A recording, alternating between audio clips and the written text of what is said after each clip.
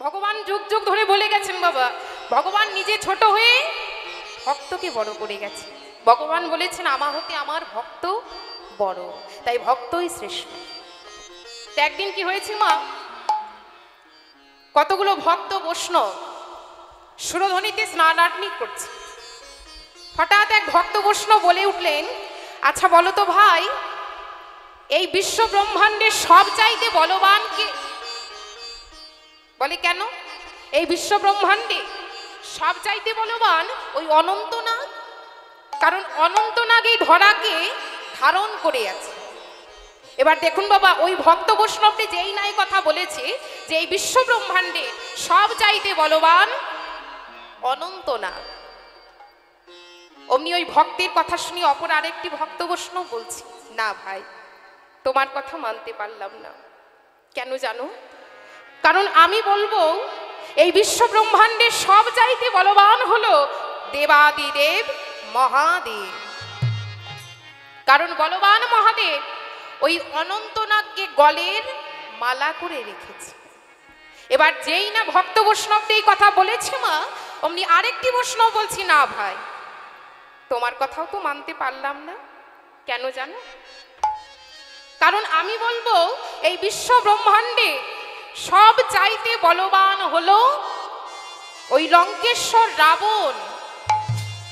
কারণ লঙ্কেশ্বর রাবণ ভোলানাথকে মস্তকে ধারণ করে লঙ্কায় এনেছিলেন, তাই বিশ্ব ব্রহ্মাণ্ডে সব চাইতে বলবান হলো ওই লঙ্কেশ্বর রাবণ। এবার ওই ভক্ত বৈষ্ণবটি যেই নাই কথা বলেছে বাবা, অমনি আরেকটি বৈষ্ণব বলছে, না ভাই তোমার কথাও তো মানতে পারলাম না।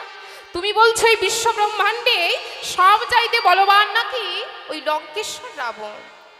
মেনে নিলাম, তাই যদি বিশ্ব ব্রহ্মাণ্ডে সব চাইতে বলবান ওই লঙ্কেশ্বর রাবণ হয়, তাহলে তোমার ওই বলবান রাবণকে বধ করেছিলেন প্রভু রামচন্দ্র। তাই আমি বলবো এই বিশ্ব ব্রহ্মাণ্ডে সব চাইতে বলবান রঘুপতি রাঘব রাজা রাম পতিত পাবন সীতারাম। নিতাই গৌর হরি বল রাজা রাম পতিত পাবন সীতারাম। জয় জয় রঘুপতি রাঘব রাজা রাম পতিত পাবন সীতারাম। রঘুপতি রাঘব রাজা রাম পতিত পাবন সীতারাম। सीताराम जय सीताराम, सबको सुमति दो भगवान। सीताराम जय सीताराम, सबको सुमति दो भगवान। जय सीताराम सीताराम, सबको सुमति दो भगवान। सीताराम जय सीताराम, सबको सुमति दो भगवान। এতক্ষণ হরি নাম করেছি, কৃষ্ণ নাম করেছি, চলুন সকলে মিলে একবার রাম নাম গাইব। দুটি বাহু তুলে। এই যে বারবার করতালি দিয়ে নাম করতে বলছি মা, কেন? করতালি দিয়ে নাম করলে আপনাদেরই উপকার হবে। কেউ যদি করতালি দিয়ে নাম করতে পারে কি উপকার হয় মা? না, আমাদের এই হাতের মধ্যে অনেক অশুভ রেখা থাকে, এই হাতের মধ্যে অনেক অশুভ রেখা থাকে। করতালি দিয়ে যদি নাম করতে পারেন এই অশুভ রেখাগুলো সব দূরীভূত হয়ে যায়। হরি বল। তাই চলুন সকলে মিলে একবার বাহু তুলে করতালি দিয়ে বলুন, রঘুপতি রাঘব রাজা রাম পতিত পাবন সীতারাম। রঘুপতি রাঘব রাজা রাম পতিত পাবন সীতারাম। জয় জয় রঘুপতি রাঘব রাজা রাম পতিত পাবন সীতারাম। রঘুপতি রাঘব রাজা রাম পতিত পাবন সীতারাম। নিতাই গৌর হরি বল হরি বল হরি বল। এবার যেই না ওই ভক্ত বৈষ্ণবটি বলেছে বাবা যে এই বিশ্ব ব্রহ্মাণ্ডে সব চাইতে বলবান হলো প্রভু রামচন্দ্র, অমনি সকলের কথা শুনে হঠাৎ এক বৃদ্ধ বৈষ্ণব বলে উঠলেন, না ভাই, তোমাদের সকলের কথা শুনলাম কিন্তু কারো কথা মানতে পারলাম না। কেন জানো? কারণ আমি বলবো এই বিশ্ব ব্রহ্মাণ্ডে সব চাইতে বলবান হলো ভক্ত শ্রেষ্ঠ হনুমান। কারণ হনুমান তার বক্ষ চিরে দেখিয়েছিলেন রাম সীতার যুগল মূর্তি। তাই বিশ্ব ব্রহ্মাণ্ডে সব চাইতে বলবান হলো ভক্ত শ্রেষ্ঠ হনুমান। তাহলে সারাংশটা কি হলো বাবা? না, ভক্তই শ্রেষ্ঠ। ভক্তের কৃপা ছাড়া কোনো কাজ সম্পূর্ণ হয় না, ভক্তের আশীর্বাদ ছাড়া কোনো কাজ সম্পূর্ণ হয় না। তাই সকল ভক্তের কাছে আমার একটাই মিনতি, আপনাদের চরণধুলি আমার মস্তকে দিন।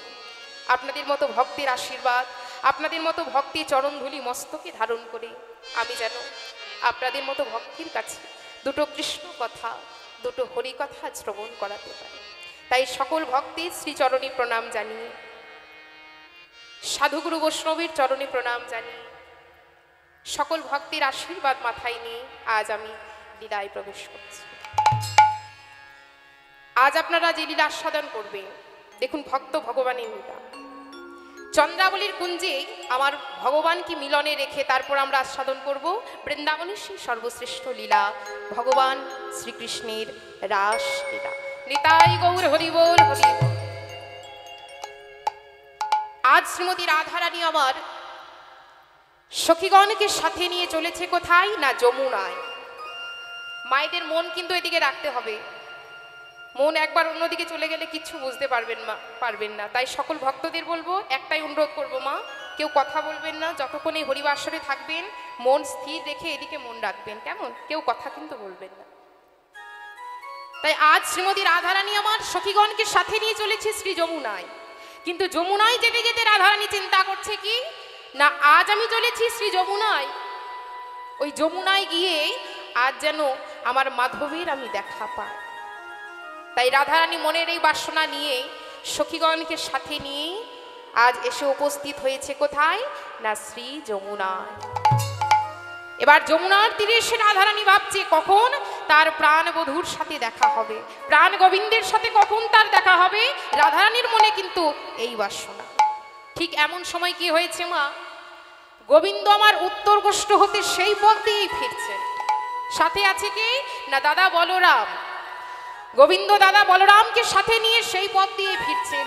হঠাৎ গোবিন্দের সাথে রাধারানীর দেখা হয়ে যায়, কিন্তু মুখে কোনো কথা হয় না। এবার যেই না গোবিন্দের সাথে রাধারানীর দেখা হয়, গোবিন্দ আমার অন্তর্যামী, অন্তরে সব জানতে পারে বাবা। তাই রাধারানীর অন্তরের ভাব তিনি জানতে পেরেছেন। এবার রাধারানীর অন্তরের ভাব জানতে পেরে গোবিন্দ আমার কি করেছেন? কেশব পরশী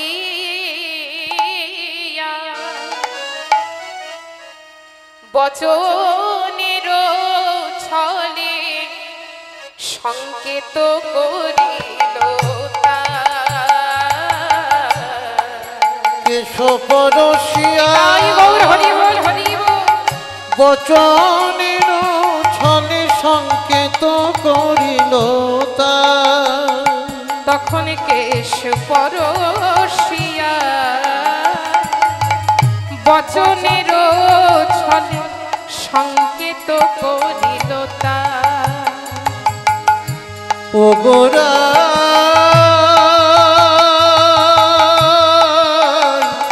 ও গোরা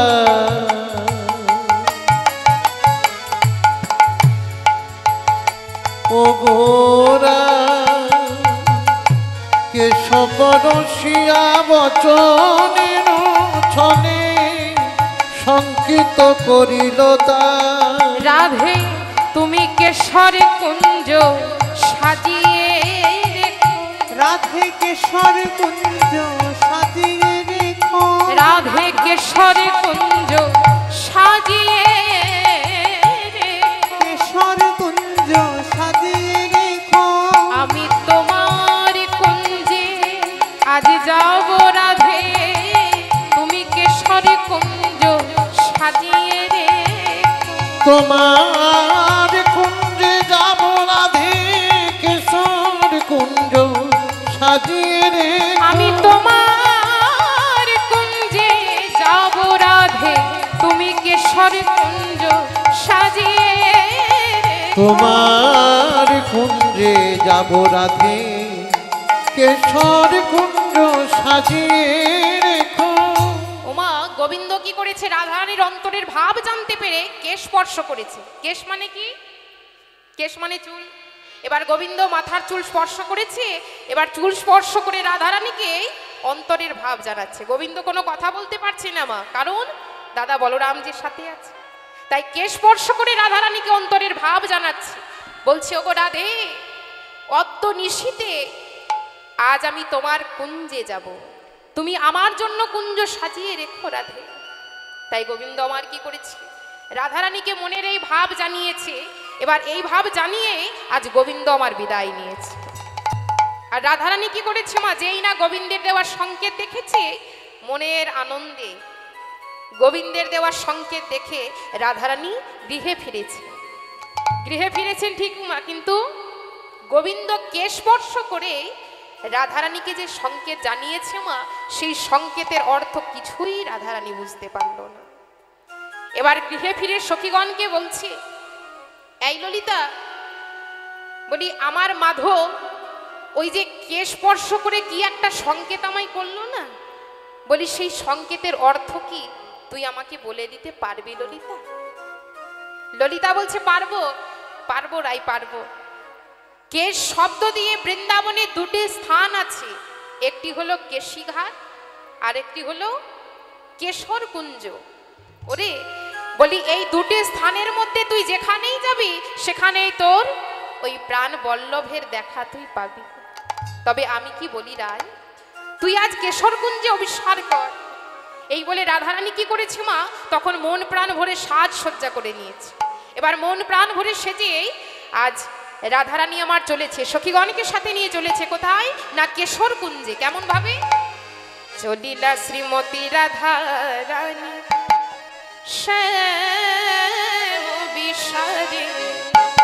উলুধ্বনি। চলিলা শ্রীমতী রাধারানী শ্যাম বিষাদে। চলিলা শ্রীমতী রাধারানী শ্যামে অভিসারে। মায়ের একটু জোর করে উলুধ্বনি। চলিলা শ্রীমতী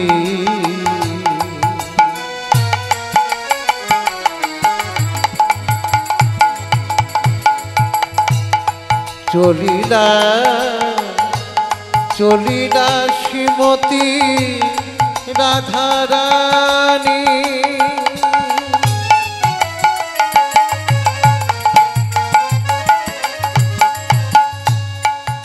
চলিলা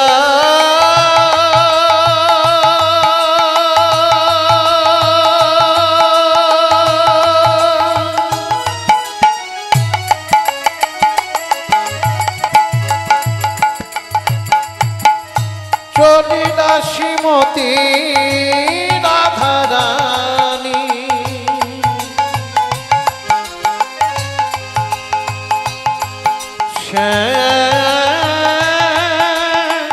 শ্যাময় অভিসারে। চলিলা শ্রীমতী রাধারানী শ্যাম অভিসারে। উলুধ্বনি উলুধ্বনি। শ্রীমতী রাধারানী শ্যামে অভিসারে। ধরিয়া সখীর হাত মিলিতে মাধব সার। ধরিয়া সখীর হাত ওরে যাই রে আমার বিনোদিনী শ্যাময় অভিসারে। ধরিয়া সখীর হাত মিলিতে মাধব সার। আজ চলে অভিমানিনী রায় ধনী কত গরব করে। চলে অভিমানিনী রাই ধনী কত গরব করে।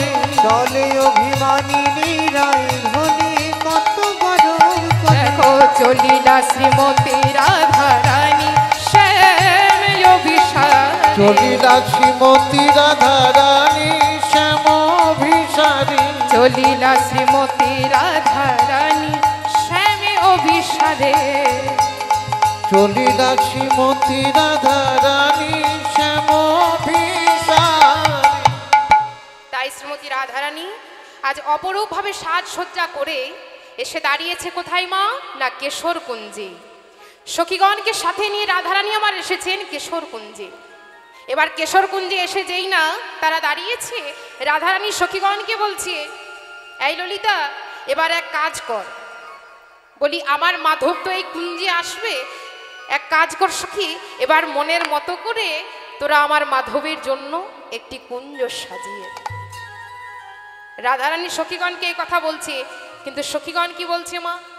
সখীগণ বলছে, হ্যাঁ রাই, তুই যে আমাদের কুঞ্জ সাজাতে বলছিস, কিন্তু আমরা তো কেউ কুঞ্জ সাজাতে পারি না। কেমন করে তোর মাধবের জন্য কুঞ্জ সাজাবো সখী? ঠিক এমন সময় কি হয়েছে বাবা, না পদকর্তা চণ্ডীদাস ভাবাবেশে এলেন মধুময় শ্রীরাম বৃন্দাবনে। এবার বৃন্দাবনে এসে সখীগণকে বলছে, কি হয়েছে ললিতা, তোমাদের এত চিন্তিত দেখাচ্ছে, কিছু হয়েছে?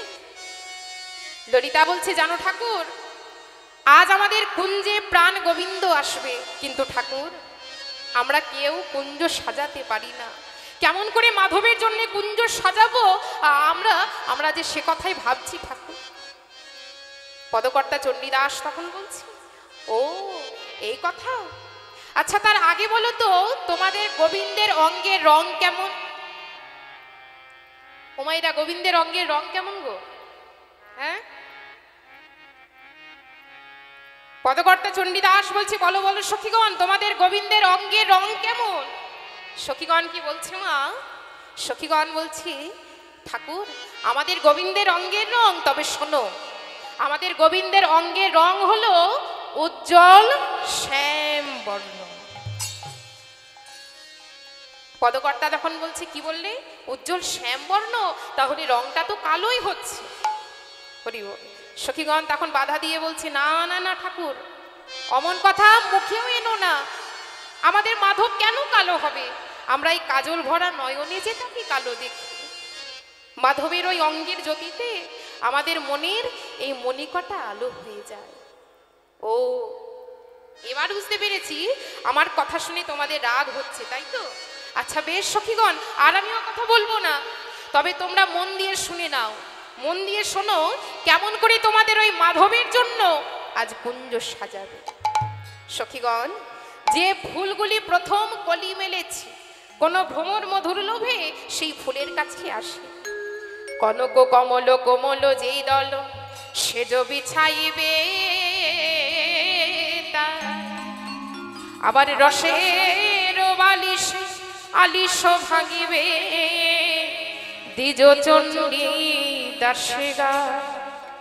নিতাই গৌর হরি বল, হরি বল। তাই পদকর্তা চণ্ডীদাস সখীদের এরূপ মুক্তি দিয়ে ফিরে গেলেন। এবার রাধারানী তো আর ধৈর্য ধরছে না মা। রাধারানী যখন সখীগণকে বলছে, এই ললিতা, এই বিশাখা, এক কাজ কর সখী, তোরা আর দেরি করিস না, এবার মাধবের জন্য সুন্দর করে একটি কুঞ্জ সাজিয়ে দে। ওমা রাধারানী যেই নাই কথা বলেছে, সখীগণ কি করছে? তখন রাধিকা আদেশে মনের হরিষ কুসুম চয়ন করে। রাধিকা আদেশে মনের হরিষ কুসুম চয়ন করে। তখন রাধিকা আদেশে মনের হরিষ কুসুম চয়ন করে। রাধিকা আদেশে মনের হরিষ কুসুম চয়ন করে। আবার মল্লিকা মালতী জুই জাথি জুথি সাজাইলা থরে থরে। মল্লিকা মালতী জুই জাথি জুথি সাজাইলা থরে থরে। দেখো মল্লিকা মালতী জুই জাথি জুথি সাজাইলা থরে থরে। মল্লিকা মালতী জুই জাথি জুথি সাজাইলা থরে থরে। ফুলেরও আচির ফুলেরও পাচির ফুলেতে ছাইল ঘর। ফুলেরও আচির ফুলেরও পাচির ফুলেতে ছাইল ঘর। কেমন ভাবে সাজিয়েছে না, এবন সেবন থেকে ফুল এনেছি মা, মনের মতো করে সাজাচ্ছে। আজ ফুলেরও আচির ফুলেরও পাচির ফুলেতে ছাইল ঘর। ফুলেরও আচির ফুলেরও পাচির ফুলেতে ছাইল ঘর। আবার ফুলেরও বালিশ আলিশ কারণ প্রতি ফুলে ফুলে সর। ফুলেরও বালিশ আলিশ কারণ প্রতি ফুলে ফুলে সর। বা ফুলেরও বালিশ আলিশ কারণ প্রতি ফুলে ফুলে সর। ফুলেরও বালিশ আলিশ আসিছ কারণ প্রতি ফুলে ফুলে সব। ও মাইরা, সখীগণ রাধারানীর কথা মতো এবন সেবন থেকে ফুল এনেছি। এবার এবন সেবন থেকে ফুল এনে সুন্দর করে আজ মাধবের জন্য কুঞ্জ সাজিয়েছে, মনের মতো করে কুঞ্জ সাজিয়েছে। প্রাণবধূ আসবে বলে কথা, তা চলুন আমরা সবাই মিলে একবার কুঞ্জ সাজাই। এই হৃদয় কুঞ্জকে সাজিয়ে নিই, মন কুসুম দিয়ে সাজাবো, কেমন? চলুন সকলে মিলে আমার প্রাণ গোবিন্দের জন্য আজ মন কুসুম দিয়ে আমরা কুঞ্জ সাজাবো। যে মায়ের এখন ঘুমিয়ে আছেন সেই মায়েদের বলছি দয়া করে আর ঘুমাবেন না। এই যে মাকে উঠিয়ে দাও তো একটু, ওমা ঘুমাবেন না, এত রাত হয়নি ঘুমিয়ে যাবার মতো, হরি বল। ঘুমাবেন না, সকল মায়েদের বলছি এর মধ্যে ঘুমিয়ে পড়লে কিন্তু চলবে না, কাল থেকে ঘুমাবেন, কেমন? চলুন সবাই মিলে কুঞ্জ সাজাবো প্রাণ গোবিন্দের জন্য। মনে চাই প্রাণে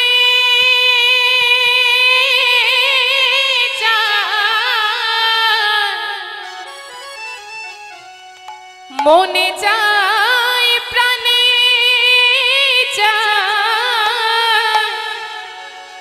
দিলে চাই যারে তোমরা কুঞ্জ সাজাও গো। ওমা যাদের যাদের ঘুম আসছে একটু চোখে মুখে জল নিয়ে নিন, একটু উলুধ্বনি করুন, হরিধ্বনি করুন, ঘুম ছেড়ে যাবে, কেউ ঘুমাবেন না। একটু হাতগুলো তুলে সবাই মিলে তোমরা কুঞ্জ সাজাও গো, আজ আমার প্রাণনাথ আসিতে পারে। উলুধ্বনি সাজাও গো, আজ আমার প্রাণনাথ আসিতে পারে। তোমরা কুঞ্জ সাজাও গো, আজ আমার প্রাণনাথ আসিতে পারে। এই মনে চাই প্রাণে চাই, মনে চাই প্রাণে চাই, দিলে চাই যারে তোমরা কুঞ্জ সাজাও, আজ আমার প্রাণনাথ আসিতে পারে। উলুধ্বনি উলুধ্বনি গো, আজ আমার প্রাণনাথ আসিতে পারে।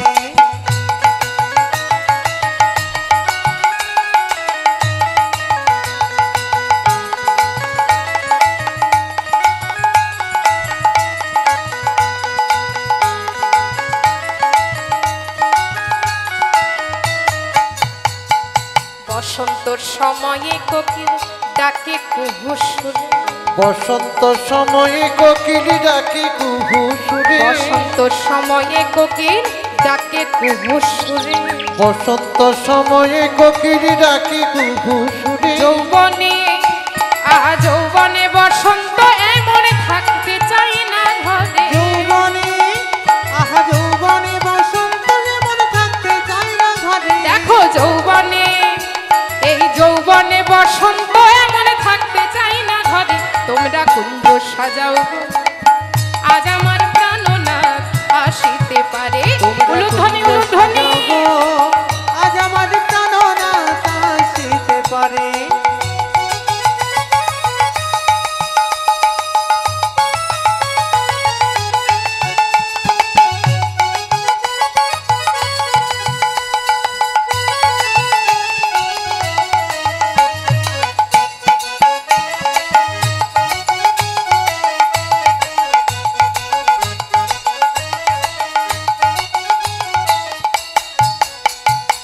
কুঞ্জ তো সাজাবো মা, কিন্তু কেমন করে সাজাবো না, আজ আমার মাধবের জন্য কেমন করে কুঞ্জ সাজাবো জানো?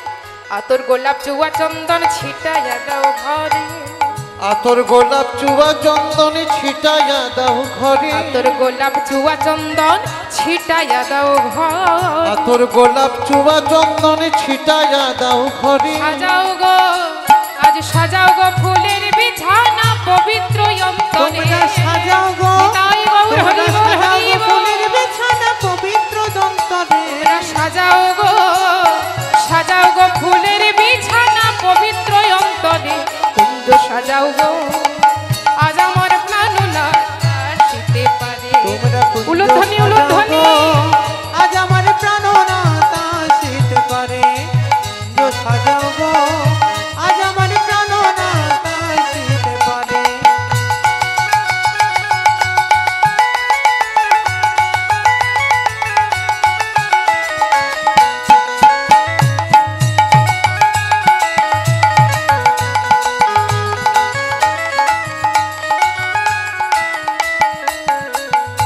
আসিলে আসিতে পারে ভরসা অন্তরে, আসিলে আসিতে পারে ভরসায় অন্তরে, আসিলে আসিতে পারে ভরসায় অন্তর। আসিলে আসিতে পারে ভরসায় অন্তরে। আর করিমে কয়, দেখো করিমে কয়, করিমে কয় পাইলে কি আর ছাইরা দিতাম তারে। করিমে কয়, আহা করিমে কয় পাইলে কি আর ছাইরা দিতাম তারে। দেখো করিমে কয়, আহা করিমে কয় পাইলে কি আর ছাইরা দিতাম তারে। তোমরা কুঞ্জ, সবাই মিলে একবার হাতগুলো তুলে করতালি দিয়ে, বাহ, এদিকে পেছনে সবাই মিলে কুঞ্জ সাজাও গো, আজ আমার প্রাণনাথ আসিতে পারে। তোমরা কুঞ্জ সাজাও গো, আজ আমার প্রাণনাথ আসিতে পারে। এই মনে চাই প্রাণে চাই, মনে চাই প্রাণে চাই, দিলে চাই যারে। তোমরা কুঞ্জ সাজাও গো, আজ আমার প্রাণনাথ আসিতে পারে। তোমরা কুঞ্জ সাজাও গো, আজ আমার প্রাণনাথ আসিতে পারে। আজ আমার প্রাণনাথ আসিতে পারে। আজ আমার প্রাণনাথ আসিতে পারে। ও গো আজ আমার প্রাণনাথ আসিতে পারে। নিতাই গৌর হরি বল, হরি বল। তাই আজ শ্রীমতী রাধারানী আমার গোবিন্দের জন্য কুঞ্জ সাজিয়েছে। ওমার সখীগণ কি করেছে, এবন সেবন থেকে ফুল এনেছে। এবার ফুল এনে মনের মতো করে আজ গোবিন্দের জন্য কুঞ্জ সাজিয়ে দিয়েছে। আর রাধারানী কি করেছে না, এই অনুরাগের সুতো দিয়ে, রাধারানী অনুরাগের সুতো দিয়ে একখানি মালা গেঁথেছে, ধূপ দিয়েছেন, দীপ জ্বালিয়েছেন। এরূপ কৃষ্ণ কথা আলাপন করছেন আমাদের শ্রীমতী রাধারানী। হরি সখী রে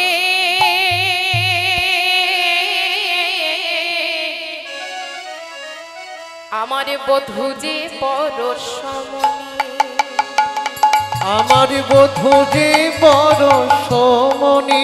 সখী রে বধূ যে পরশমণি, আমার বধূ যে পরশমণি। ওরে সেই অঙ্গ পরশ, এই অঙ্গ আমার সোনার বরণ খানি। সোনার বরণ খানি রে, সোনার বরণ খানি। কত না আদর করো হে নাগর, কত ওঠে তার মনে।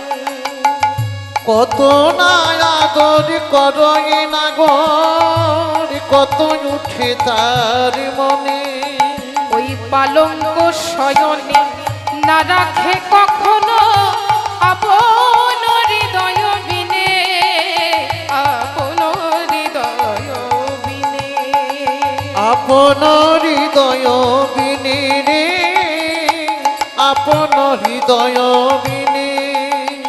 চরণের ধুলি আপনি মাখয়ে জোড়ানো জোড়ানো বলে, এ কথা শুনিয়া দাস যদুনা আজ ভাসিছে নয়ন জলে।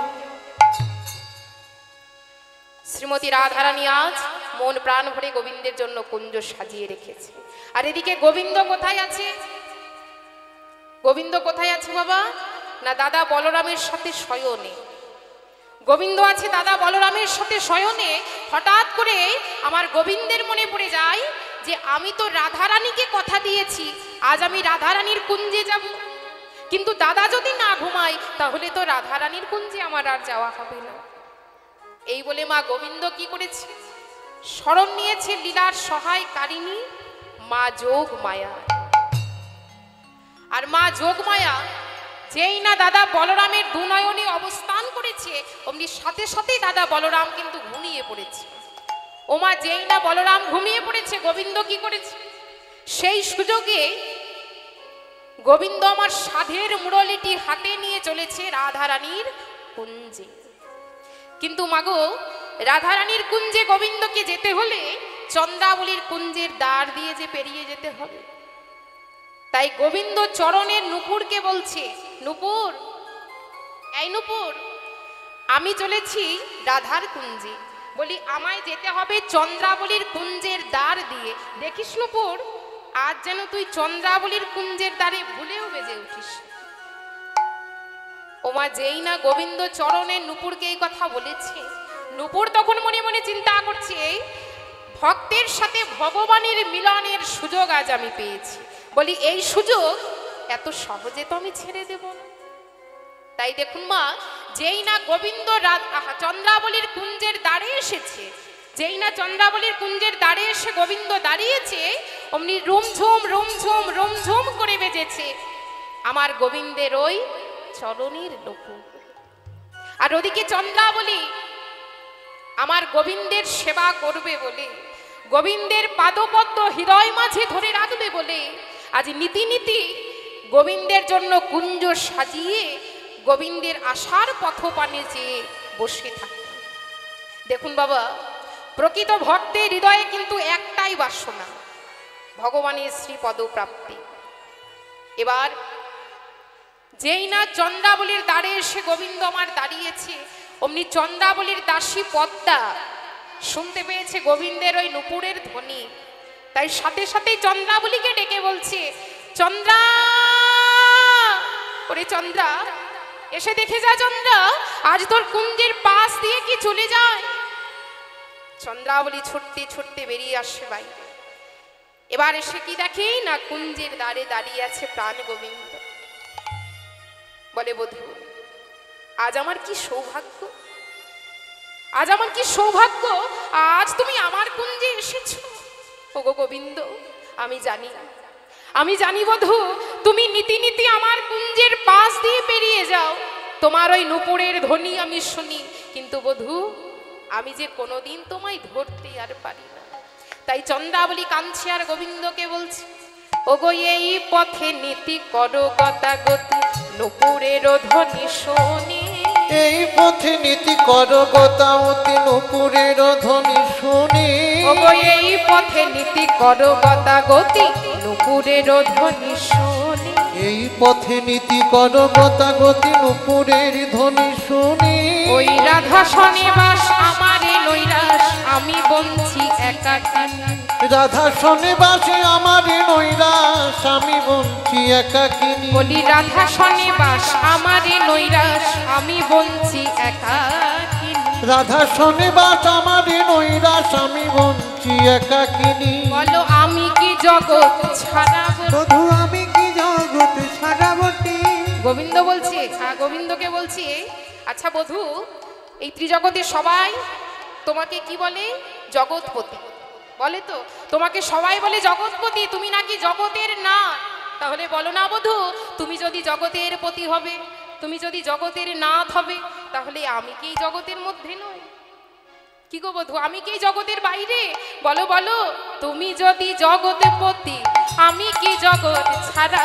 বধু তুমি যদি নিতাই গৌর হরি বল হরি আমি বল। কি জগৎ ছাড়া বধূ তুমি যদি জগৎপতি, আমি কি জগৎ ছাড়া? রাধা শনিবাস আমার নৈরাসে, আমি বঞ্চি একাকিনী। বলো বধূ বলো, আমি কি জগতের মধ্যে নই? আমি কি জগতের বাইরে? সবাই তো তোমাকে বলে জগতের নাথ, জগতের পতি, তাহলে আমি কি জগতের মধ্যে পড়ছি না বধূ? গোবিন্দ বলছে, চন্দ্রা অমন করে বলো না, অমন করে বলো না চন্দ্রা। আচ্ছা বেশ, এই আমি তোমায় কথা দিলাম, কাল এসে তোমার মনোবাসনা আমি পূর্ণ করে যাব, তুমি আজকের মতো আমায় ছেড়ে দাও। চন্দ্রাবলী তখন বলছে, জানি বধূ, তুমি কথা দিয়ে কথা রাখতে জানো, সেটা আমি জানি, কাল তুমি আসবে ঠিকই, কিন্তু বধূ তোমার সেই কাল আমার কাছে যদি কাল হয়ে দাঁড়ায়। দেখুন বাবা, এই নিঃশ্বাসকে কিন্তু বিশ্বাস নেই, আছে এই আছি আবার এই নেই, ওমা কখন যে বন্ধ হয়ে যাবে আমরা কিন্তু কেউ তা জানি না। যখন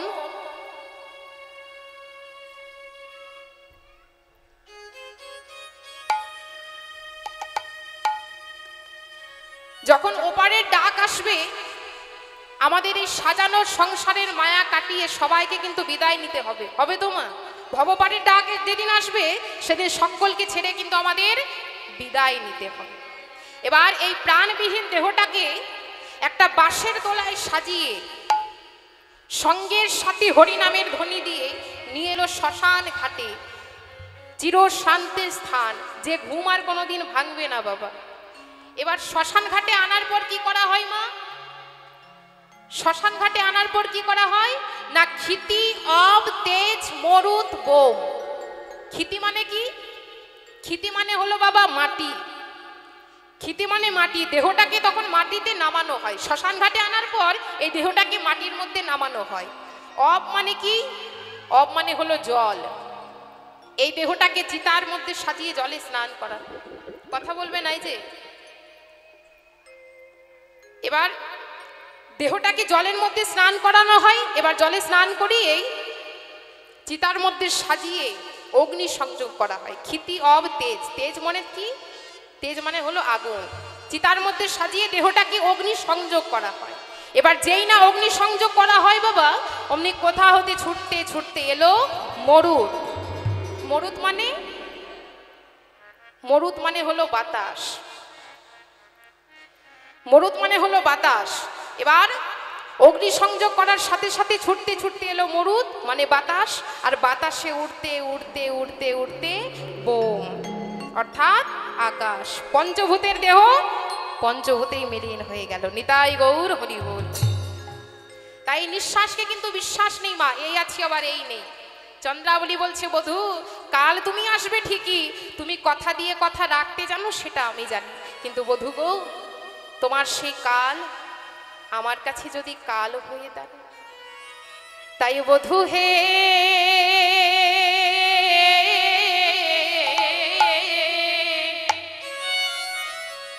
তোমায় ছাড়িয়া নাহি কো দেব,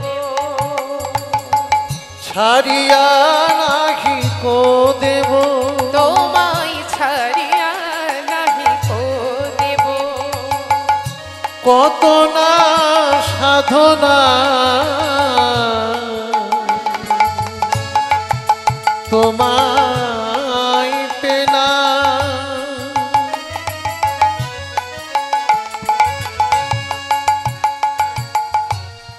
কত আরাধনা আমি তোমায় পেনা। নিতাই গৌর হরি বল হরি বল। মনে বন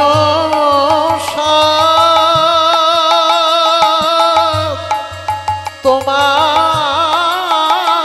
চরণ, তোমার চরণ আমি সেবা করব, ছাড়িয়া নাহি কো দেব। আমার হিয়ারো মাঝারে রাখিব তোমারে, সদাই দেখিতে পাব, সদাই দেখিতে পাব, তোমায় সদাই দেখিতে পাব। আমার হৃদয় কুঞ্জে তোমায় রেখে দেব, আমার হৃদয় কুঞ্জে রেখে দেব। চন্দ্রাবলী বলছি, বধূ আজ যখন তোমায় আমি পেয়েছি অত সহজে তোমায় ছেড়ে দেব না। বধূ তোমায় হৃদয় কুঞ্জে রেখে দেব, তোমায় হৃদয় কুঞ্জে রেখে দেব। আমি হৃদয় ছাড়া করব না হে, হৃদয় কুঞ্জে রেখে দেব। আমি হৃদয় ছাড়া করব না হে, হৃদয় কুঞ্জে রেখে দেব। দাও বধূ, বলি তোমার গলে যে মালাটি রয়েছে সেটি তুমি আমার গলে এবার পরিয়ে দাও। গোবিন্দ কি করেছে মা, নিজ গলার মালাখানি চন্দ্রাবলীর গলে তখন পরিয়ে দিয়েছে। বলে চন্দ্রা এবার তাহলে আমি আসি। চন্দ্রাবলী বলছে, কি বললে বধূ, আমার গলে মালা পরিয়ে তুমি চলে যাবে? ওগো বধূ, আমার যে অনেক দিনের আমার যে অনেক দিনের ইচ্ছে, এই সাজানো কুঞ্জে আমি তোমায় পাবো, এই সাজানো কুঞ্জে মনের মতো করে তোমায় সাজাবো, আমার যে অনেক দিনের ইচ্ছে। এসো এসো গোবিন্দ, তুমি আমার কুঞ্জে এসো। আজ আমি তোমায় মনের মতো করে সেবা দেব, আজ আমি তোমায় মনের মতো করে সাজাবো গোবিন্দ। এবার গোবিন্দ আমার কোনো উপায় না পেয়ে চন্দ্রাবলীর কুঞ্জে গেলেন। আর মাগো, যেই না চন্দ্রাবলী গোবিন্দকে কাছে পেয়েছে, আজ মনের স্বাদে আমার গোবিন্দকে সাজাচ্ছে। দেখুন, ভগবান ভক্তের প্রেমে আজ বাধা পড়ে গেলেন। এ হলো শুদ্ধ প্রেম, এর মধ্যে কিন্তু কোনো কামের গন্ধ নেই বাবা।